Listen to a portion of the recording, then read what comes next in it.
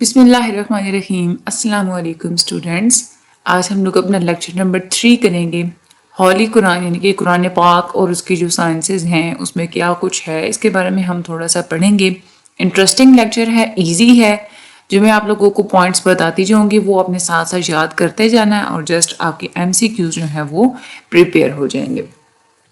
हम लोग चलते हैं अपनी वीडियो की तरफ। वीडियो को स्किप मत कीजिएगा, एंड तक देखिएगा। वीडियो को आके शेयर लाजमी कीजिएगा जिस चीज़ आप स्टडी ग्रुप में हैं, और चैनल को सब्सक्राइब लाजमी कीजिएगा जिन लोगों ने अभी तक सब्सक्राइब नहीं किया हुआ, क्योंकि जैसे ही कोई न्यू लेक्चर आता है तो फ़ौरन से आपको उसका नोटिफिकेशन मिल जाता है।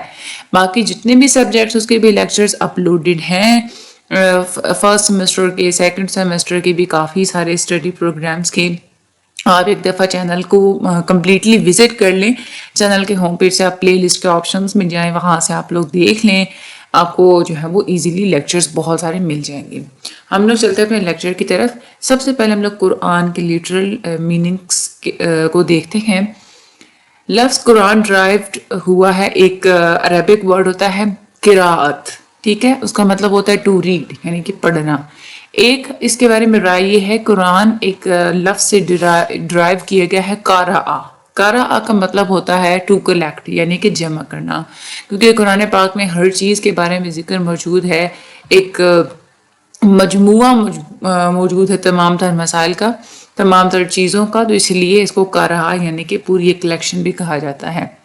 डेफिनेशन ऑफ होली कुरान अगर हम लोग देखें तो कुरान अल्लाह ताला की ही बातें हैं। यूँ हम लोग कहते हैं ना कि जब हम लोग कुरान पाक पढ़ रहे होते हैं तो अल्लाह ताला हमारे साथ बातें कर रहे होते हैं।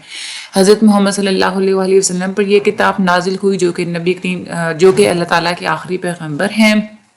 और जो कुरान पाक है इसको मुसहफ में महफूज रखा गया है और उसके बाद कॉन्टीन्यूसली हमें हमारे लिए उतारा गया है। उसके बाद कुरान पाक के अगर हम लोग नामों की बात करें तो अल्लामा जलालुद्दीन सयूती हैं।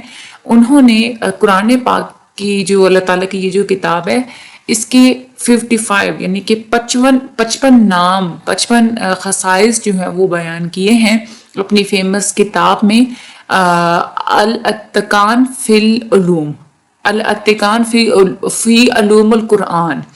इस बुक में उन्होंने 55 नेम्स बयान किए हैं।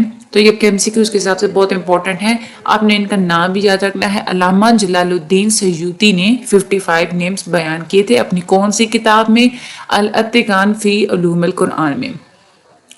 अल्लाह ताला ने भी कुरान पाक के नाम मुख्तलिफ़ किस्म के मेंशन किए हैं, जैसे कि अल कुरान बोला गया है, अल फुरकान बोला गया है, अल ज़िक्र बोला गया है, अल नूर बोला गया है, अल किताब बोला गया। इस तरह से मुख्तलिफ़ नाम अल्लाह ताला ने खुद भी बयान किए हैं।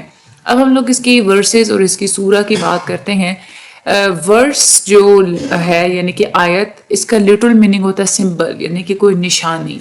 जो कुरान पाक की जो वर्सेस हैं असल में वो हमारे लिए निशानियां हैं, नॉलेज की निशानियां हैं। अल्लाह ताला ने हमारे लिए जो एक इल्म उतारा है उसकी निशानियां हैं। आयत का मतलब होता है एक कुरान पाक का जो जुमला होता है उसको हम लोग आयत बोलते हैं। The sentence of a Holi Quran is called आयत। और एक पॉपुलर जो रवायत है उसके मुताबिक जो कुरान पाक की जो आयात हैं उनकी तादाद 6226 है। आई डोंट थिंक सो कि ये ठीक लिखा हुआ है, बट क्योंकि आयात की तादाद तो काफ़ी आई थिंक, बट चलिए ठीक है, आप लोग इसको गूगल करके कंफर्म भी कर लीजिएगा, क्योंकि इसकी 4-5 रवायात हैं इसके बारे में, मुख्तलिफ इसके बारे में जो है ना वो बताया गया। कुरान पाक की हम लोग सूरा की बात करते हैं। 2 या 2 से ज़्यादा आयात जब इकट्ठी हो जाती हैं तो हम लोग उसको सूरा बोलते हैं, ठीक है। और वैसे अगर देखा जाए सूरा का जो लिटरल मीनिंग कहा जाता है वो होता है एलिवेशन और एक्सल्टेशन। कुरान पाक की हर जितने भी चैप्टर्स हैं ना, मुख्तलिफ जो अबवाब हैं उनको सूरा बोला जाता है। कुरान पाक की 114 सूरा हैं। सबसे बड़ी सूरत अल बकरा है और सबसे छोटी सूरत अल कौसर है। ये तो आप लोगों को भी पता होगा। कुरान पाक जो हम तक जैसे जैसे ये उतारा गया है तो इसको हम लोग नज़ूली तरतीब बोलते हैं। जिस तरतीब के मुताबिक कुरान पाक उतरा है, जैसे सबसे पहले सूरत अलग की आयात जो है वो उतरी थी, उसके बाद बाकी चीज़ें वो नाजिल होती गई। तो जिस ऑर्डर में कुरान पाक उतारा गया था उस ऑर्डर को हम लोग बोलते हैं ऑर्डर ऑफ डिसेंट यानी कि नज़ूली तरतीब। ٹھیک ہے. جیسے اس کے بعد ایک جو دوسرا جو آرڈر ہوتا ہے, دوسری جو ترتیب ہوتی ہے قرآن پاک کی, اس کو ہم لوگ بولتے ہیں توقیفی آرڈر. توقیفی وہ جیسے ابھی قرآن پاک میں جو موجودہ ارینجمنٹ موجود ہے, پہلے سورۃ فاتحہ ہے, پھر اس کے بعد سورۃ بقرہ ہے, یہ والی جو ارینجمنٹ ہے جو کہ سورۃ فاتحہ سے شروع ہو کے سورۃ ناس پہ ختم ہو جاتی ہے, اس ارینجمنٹ کو ہم لوگ توقیفی آرڈر بولتے ہیں, جو ابھی کرنٹ اور ارینجمنٹ ہے ہولی قرآن کی. اس کے بعد آگے ہم لوگ بات کرتے ہیں قرآن پاک کی فضیلت کے بارے میں بات کرتے ہیں. نبی کریم قرآن پاک کی جتنی بھی ٹیچنگز ہیں یا اس کو جو سیکھنا, یہ ایک نیک عمل ہے. اس کی جب آپ لوگ ایک حرف پڑھتے ہیں تو اس کے بدلے میں آپ کو ایک نیکی دی جاتی ہے, اور اللہ تعالیٰ ایک نیکی کے بدلے میں آپ کو 10 نیکیاں دیتے ہیں. تو اس طرح سے اگر کہا جائے تو الف لام میم ان 3 حروف میں 30 نیکیاں دی جاتی ہیں. نبی کریم صلی اللہ علیہ وآلہ وسلم نے یہ بھی فرمایا ہے کہ وہ انسان جو کہ بہت ہی احتیاط سے اس کو سمجھتا ہے اور اس کی ریسیٹیشن کرتا ہے, اس کے بارے میں یہ بیان کی گئی ہے کہ ایک ایسا انسان جو کہ اپنا تمام تر وقت قرآن پاک کی ہی ریسیٹیشن میں گزار دیتا ہے, اور اس کے پاس اور ٹائم نہیں بچتا باقی دعاؤں کو پڑھنے کا, تو اللہ تعالیٰ اس کو وہ اجر دیں گے جو کہ دوسری دعائیں پڑھنے سے بھی زیادہ بہتر ہوگا. اس کے علاوہ یہاں پہ یہ انوائے یعنی کہ حسد کی ویسے اجازت نہیں ہے, لیکن 2 سچویشنز ہیں جہاں پہ ہے حسد کرنے کی بھی اجازت ہے. ایک یہ چیز کہ ایک وہ انسان جو کہ اللہ تعالیٰ کی راہ میں مال خرچ کرتا ہے, تو آپ بے شک یہ والا ایک اپنے اندر جذبہ رکھیں کہ میں نے اس انسان سے زیادہ مال خرچ کرنا ہے. اور دوسری بات یہ کہ وہ انسان جو کہ قرآن پاک کی ریسیٹیشن بہت اچھی کرتا ہے, اس کو پڑھتا ہے, اس کو سیکھتا ہے یا سکھاتا ہے, تو اس کے ساتھ بھی آپ یہ چیز رکھیں, وہ مقابلہ آپ بے شک رکھیں کہ بھائی میں نے اس سے زیادہ قرآن پاک کو پڑھنا ہے, سیکھنا ہے, میں نے سکھانا ہے. نبی کریم ہولی قرآن یعنی کہ قرآن پاک کی جو کمپائلیشن ہے اس کو پروفیٹک ایریا یعنی کہ نبی کریم صلی اللہ علیہ وآلہ وسلم کے دور میں اس کو کمپائل کیسے لکھا گیا تھا, لکھا کیسے گیا تھا, کیسے اکٹھا کیا گیا تھا. 23 سال کی عمر میں تھوڑا تھوڑا نازل کیا گیا تھا یہ مختلف قسم کی حالات اور ضرورت کے حساب سے. نبی کریم صلی اللہ علیہ وآلہ وسلم کیا کیا کرتے تھے کہ جب نزول ہوتا تھا تو اس وقت فوراً ہی قرآن آیات کو جلدی سے ریپیٹ کیا کرتے تھے, اس کو یاد کرنے کی کوشش کیا کرتے تھے. پھر اس کے بعد نبی کریم صلی اللہ علیہ وآلہ وسلم نے ایک گروپ بنایا تھا لوگوں کا جو کہ قرآن پاک کی جو آیات ہوتی ہیں ان کو مختلف چیزوں کے اوپر لکھا کرتے تھے تاکہ قرآن پاک محفوظ رہ سکے. پھر اس کے بعد حضرت ابو بکر صدیق جو کہ پہلے خلیفہ تھے, ان کے دور میں قرآن پاک کو کیسے کمپائل کیا گیا. جنگ یمامہ میں بہت سارے حفاظ شہید ہو چکے تھے, تو وہاں سے پھر یہ تھوڑی ٹینشن کریٹ ہوئی. صحابہ کرام نے بھی یہ سوچا کہ اب قرآن پاک کو کیسے محفوظ رکھا جائے, کیونکہ جس طرح سے حفاظ شہید ہو گئے تو ان کے سینوں میں ہی قرآن پاک ہوتے تھے, انہوں نے قرآن پاک کا یاد کیا ہوا ہوتا تھا, تو جب وہ شہید ہو گئے تو ان کو جتنا ایک حصہ یاد تھا وہ تو پھر ساتھ چلا گیا نا, وہ تو ساتھ دفن ہو جاتا ہے. تو اسی لیے یہ بات یہاں پہ محسوس کی گئی کہ اس کتاب کو بعد میں آنے والے لوگوں کے لیے ہمیں محفوظ رکھنا چاہیے. حضرت عمر رضی اللہ تعالی عنہ نے حضرت ابو بکر صدیق کو یہ مشورہ دیا کہ آپ قرآن پاک کو ایک ہی پیس میں اس کو کلیکٹ کریں, یعنی کہ لکھ لیں آپ ایک ہی کتاب کی شکل میں. حضرت ابو بکر صدیق پہلے تو حج کے جائے کہ جو کام نبی کریم صلی اللہ علیہ وآلہ وسلم نے نہیں کیا تو وہ ہم کیسے کریں, لیکن بعد میں انہوں نے اپنی رضامندی دے دی کیونکہ ان کو پتا تھا کہ قرآن پاک کو ہم نے مستقبل کے لیے محفوظ بھی رکھنا ہے. پھر اس کے بعد کیا ہوا کہ قرآن پاک کی کلیکشن کی گئی, اس کو ایڈٹ کیا گیا. حضرت ابو بکر صدیق نے 2 ممبران پر مشتمل ایک کمیٹی بنائی. اس کمیٹی میں ایک حضرت عمر فاروق تھے اور دوسرے حضرت زید بن ثابت رضی اللہ تعالیٰ عنہ تھے. یہ آپ لوگوں نے اچھے سے یاد کر لینا کمیٹی میں کون کون سے جو ہے نا وہ صحابہ کرام شامل تھے. ان کا کام یہ ہوتا تھا کہ یہ قرآن پاک کو کمپائل کرتے تھے, یعنی کہ اکٹھا کر کے لکھتے تھے اور پھر اس کو ایڈٹ کرتے تھے.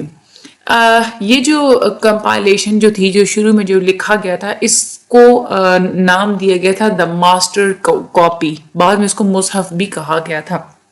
مصحف کی یہ جو کاپی ہے یہ حضرت ابو بکر صدیق کی ہی کسٹڈی میں پہلے رہی تھی، اور پھر ان کی شہادت کے بعد جب خلیفہ حضرت عمر فاروق بنے تو ان کی کسٹڈی میں آ گئی، اور پھر ان کی شہادت کے بعد حضرت عمر فاروق کی کسٹڈی میں آ گئی۔ حضرت عمر فاروق کی شہادت کے بعد پھر حضرت حفصہ جو کہ حضرت عمر فاروق کی جو بیٹی تھی انہوں نے اس کو سنبھالا۔ حضرت عمر فاروق کی یہ بیٹی امہات المومنین بھی ہیں، یعنی کہ نبی کریم صلی اللہ علیہ وآلہ وسلم کی وائف بھی ہیں۔ اور پھر جب حضرت عثمان غنی جب خلافت میں آئے تو پھر ان کو یہ ماسٹر پیس یعنی کہ یہ مصحف دے دیا گیا تھا۔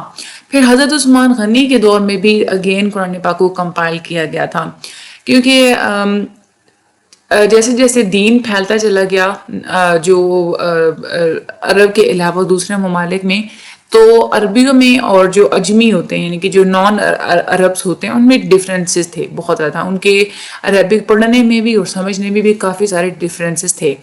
حضرت حذیفہ بن یمان ایک دن حضرت عثمان غنی کے پاس آئے اور انہوں نے یہ کہا کہ جو دور دراز کے علاقے ہیں وہاں پہ لوگ ڈفرینٹ طریقے سے قرآن پاک کو ریسائٹ کرتے ہیں، ایون کہ کیونکہ ظاہر سی بات ہے ان کو عربک لینگویج کی اتنی زیادہ سمجھ بوجھ نہیں ہوتی، تو اس طرح سے وہ تو ڈفرینٹ طریقے سے قرآن پاک کو ریسائٹ کرتے ہیں اور اس کا مطلب بھی وہ تھوڑا سا ڈفرینٹ نکالتے ہیں۔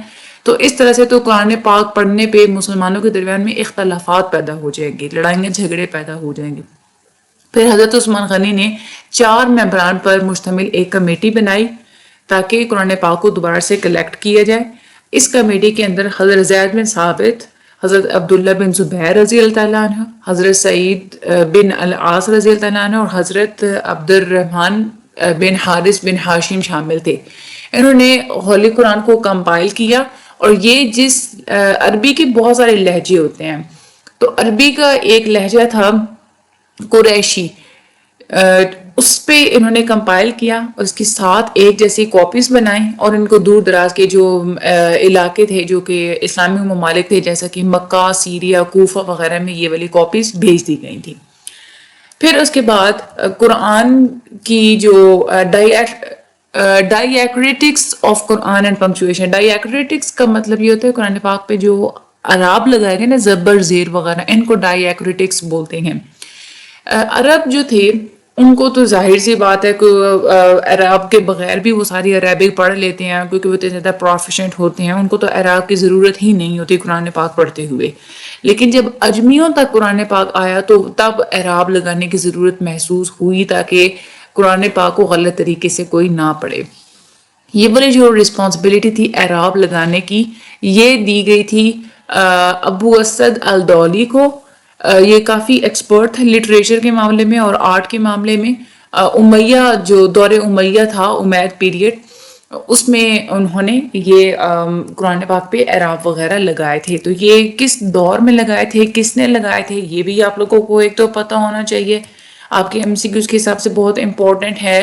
جو کمیٹی حضرت عثمان غنی نے بنائی وہ کتنے ممبران پر مشتمل تھی، اس میں کون کون شامل تھا، کتنی کاپیز بنائی گئی، کس اسلامک سٹیز میں بھیجا گیا قرآن پاک، کس ڈائلیکٹ پہ بنایا گیا، یہ سارے کے سارے ایم سی کیوز بہت زیادہ امپورٹنٹ ہیں۔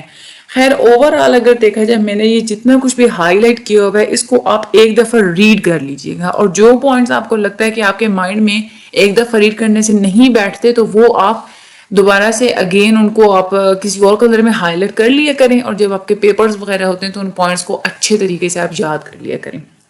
یہ تھا ہمارا آج کا لیکچر۔ ویسے آج کا لیکچر چھوٹا سا تھا، باقی مجھے اپنی دعا میں یاد رکھیے گا، چینل کو سبسکرائب کرنا مت بھولیے گا، ویڈیو آگے شیئر لازمی کیجیے گا، and thank you so much and اللہ حافظ۔